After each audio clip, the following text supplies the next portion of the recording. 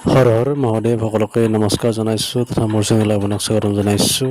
আমি আহিছোঁ মোৰ লগত ৰাকেশ আছে, মোৰ ভতিজা খাৰজাৰা আশ্ৰমলৈ নতুনকৈ বনোৱা দক্ষিণকালী মন্দিৰ লগতে শিৱ বাবা মহাদেৱৰ অসম মূৰ্তিটো আপোনালোকে দেখিছে।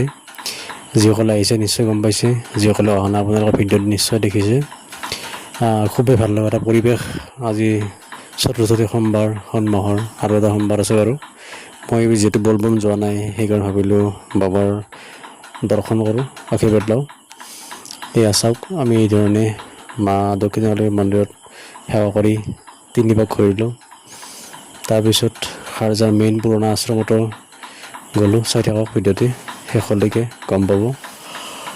সেই 3 পাক 5 পাক 7 পাক এনেকৈ ঘূৰিব লাগে মন্দিৰত। যদি এনেকৈ বনোৱা দিয়া থাকে বাৰাণ্ডা বা ধৰি লওক যে ঘূৰা সুবিধা থাকে আৰু নিয়ম থাকে কিছুমান, অযুগ্ম হিচাপত মানে ঘূৰিব লাগে। 3 পাক 7 পাক 5 পাক 9 পাক সেইধৰণে 11 পাক সেইধৰণে ঘূৰিব লাগে।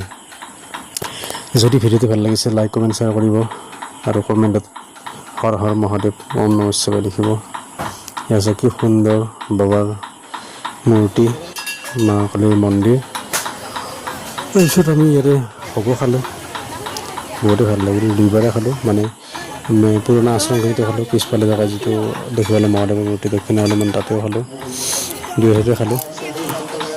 আৰু এই মই গলত ডিঙিত লৈ আছোঁ, দেখিছে আপোনালোকে ৰাম প্ৰভুৰ নাম লিখি থকা সেইখন কিনিলোঁ। ময়ূৰৰ পাখি এটা কিনিছোঁ, বেলেগ কিনি নাই।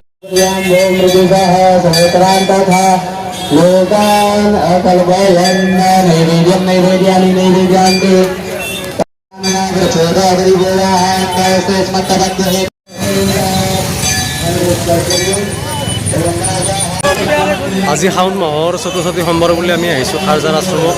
মোৰ লগৰ আছে ৰাকেশে ফুচকা খাই আছে, আমি সেৱা চেৱা কৰিলোঁ মোটামুটি। বিভিন্ন ঠাইৰ পৰা বিভিন্ন ভক্তৰ আগমন হৈছে, খাই থাকোঁ।